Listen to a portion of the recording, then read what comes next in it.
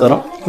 మీ నర్సంజీ channel Sangareddy జిల్లా అందోల్ మండల్ మాసపల్లి గ్రామంలోని BRS party అభ్యర్థి బంటు సత్యనారాయణ గారితో మనం ఇంటర్వ్యూ చేయడం రావడం జరిగింది. అన్నగారు మన సమాచారం రావడం జరిగింది. ముఖ్యంగా ఇప్పుడు సర్పంచ్ ఎలక్షన్లు కొనసాగుతున్నాయి కాబట్టి ఈ సర్పంచ్ ఎలక్షన్లో ఈ మాసంపల్లి గ్రామంలో ఏ విధంగా ప్రచారం ఉండబోతుంది, ప్రజల్లో చైతన్యం ఎట్లా ఉండబోతుంది, విజయానికి ఎలా ముందుకు వెళ్తున్నారు అనేది అన్నగారిని ఒకసారి అడిగి తెలుసుకుందాం. పరిచయం చేసుకోండి. నమస్కారం. చెప్పండి. బంటు సత్యనారాయణ అన్న నారాయణ అనకూడదు. ఇప్పుడు ఆల్రెడీ మీరు అభ్యర్థిగా అంటే సర్పంచ్ అభ్యర్థి మీరు ఇక్కడ పోటీ చేస్తారు. అవును. కాబట్టి ఎలా ఉంది ప్రజల్లో బాగా ఉంది, స్పందన బాగుంది. ప్రతి ఇంటికి తిరిగినాను ఒకసారి. ప్రజలు బాగా స్పందిస్తున్నారు. ఎట్టి పరిస్థితుల్లో గెలుస్తున్నాను. ఎందుకంటే ప్రభుత్వం 6 గ్యారెంటీలని మహిళలను మోసం చేసింది, రైతులను మోసం చేసింది.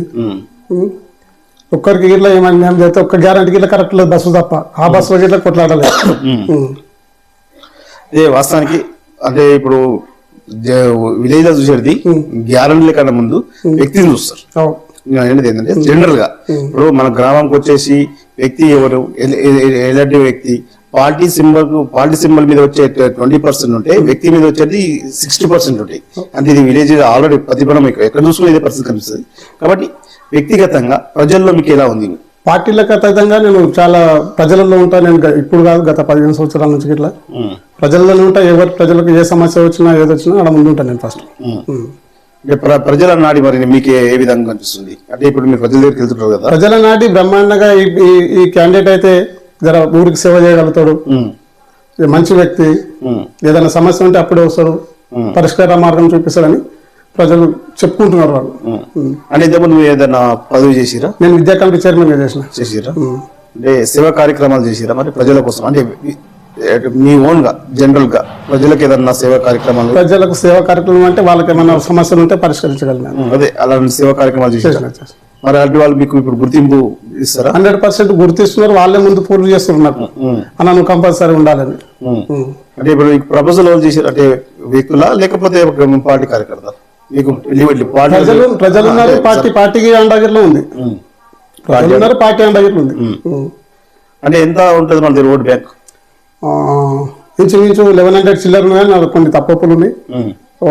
1100 నుంచి 1000 నుంచి 1100 లోపల ఉంటాయి. అంటే మీరు ఎంత మెజారిటీ తీసుకోవాలనుకుంటారు? మెజారిటీ ఎంత అనేది 14 తారీఖు నాడు తెలుస్తుంది. 14 తారీఖు తెలుస్తుంది. అంటే మీ అంచనా ఇప్పుడు ఉదాహరణ ఎవరికైనా ఊపు ఉంటుంది.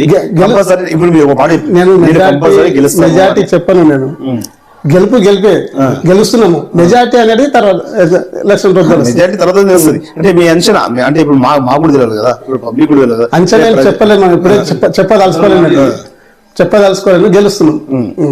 అంటే ప్రజలకు ఉదాహరణ ప్రభుత్వ పథకాల నుంచి వచ్చి వస్తే వాళ్ళ విజయం సాధిస్తే, మరి మీరు మీ ఓన్ గా మీ సొంతగా ప్రజలకు ఈ గ్రామానికి ఎటువంటి అభివృద్ధి చేయాలనుకుంటున్నారు? ప్రజలకు నాతోటి సాయం నేను చేయగలుగుతాను. ప్రభుత్వ పథకాలు వస్తాయి, అలా కొన్ని నా ఇంట్లో సొంత డబ్బులు చేసి నేను ఖర్చు పెట్టగలుగుతాను.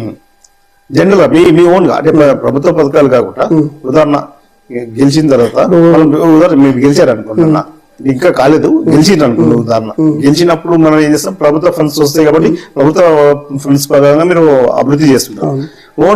మీ ఓన్ గా అభివృద్ధికి ముందుకు వెళ్ళాలంటే అడిగారు. మేము క్రికెట్ టీం నడిపిస్తాం మన విలేజ్ అని మండలికి వెళ్ళొచ్చి ఆడిరు. దానికి నాకు తోచిన సాయం ఇట్లా అందించడం జరిగింది. ఇంకోటి మహిళా మండలి లేదు మా దగ్గర, గ్రామ సమైక్యది. ఒకవేళ గవర్నమెంట్ ఒకవేళ శాంక్షన్ ఇచ్చింది అనుకో, దానికి కొన్ని తోడు నేను ఇట్లా సహకరించి చేయగలుగుతాను. ఇంకా యువత పోటీలు పెట్టారనుకో, 15 ఆగస్టు అనుకో, జనవరి స్కూల్లో ఇట్లా నేను గేమ్స్ పెట్టిస్తా. ఇంతకు ముందు ఇలా పెట్టించిన నేను విద్యా కమిటీ చైర్మన్ ఉన్నప్పుడు. తర్వాత ఇట్లా ఒకసారి ఎందుకంటే ఇప్పుడు నువ్వు ఫస్ట్ చెప్తే నాకు మాట విద్యా కమిటీ చైర్మన్ చేసిన అంటే, విద్యా కమిటీ చైర్మన్ చేసినప్పుడు యువత కోసం మీకు ఆల్రెడీ తెలిసి ఉంటుంది. ఎందుకంటే యువకుల కోసమే నువ్వు కదా చేసింది. కాబట్టి వాళ్ళకి ఇప్పుడు ఉదాహరణ జిమ్ కానీ ఇట్లాంటి చాలా ఉంటాయి కదా. ఫ్యూచర్ లో ఇట్లా వాళ్ళు యువకులు కోరుకుంటే నేను వాళ్ళకు సాయం చేయగలుగుతా. అదే వాళ్ళు ఎటువంటి సాయం అనేది ఆమె చేయగలుగుతా. ఓకే. ఇంకా మరి ఇక్కడ ఉన్న బీఆర్ఎస్ పార్టీ అభ్యర్థులతో కలిసి మీరు ఏ విధంగా ప్రచారంకి ముందుకెళ్తారు?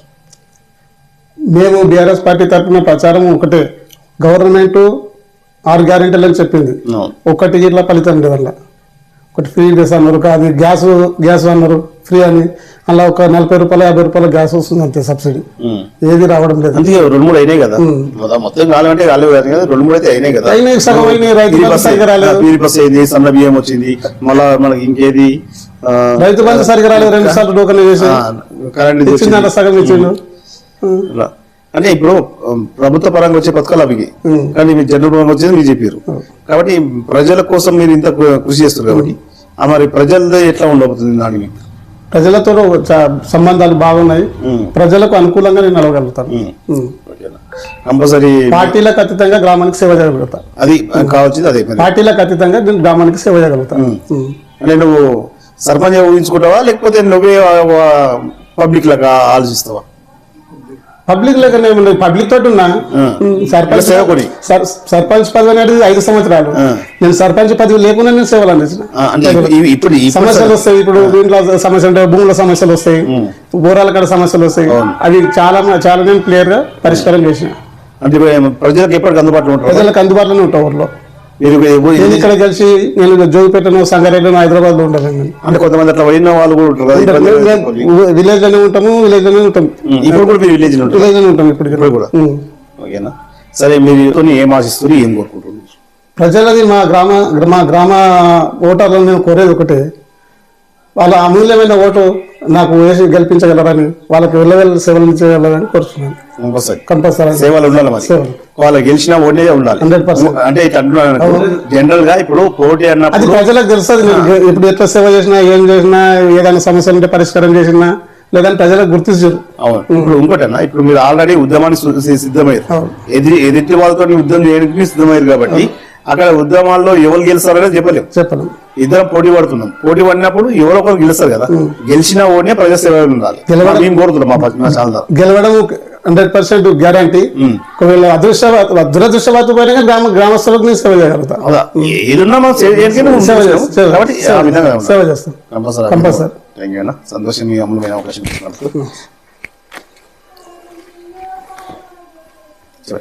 పిలవగానే మా ఛానల్ నేను పిలవగానే మీ ఛానల్ వారు మా దగ్గరకు వచ్చి రావడం సంతోషకరం. ఓకేనా, కంపల్సరీ మేము కూడా మీ గ్రామానికి సంబంధించి మీరు చెప్పినట్టు ప్రజల దృష్టికి తీసుకెళ్తాం, మా ఛానల్ ద్వారా కూడా ప్రచారం కార్యక్రమం చేస్తామన్నా.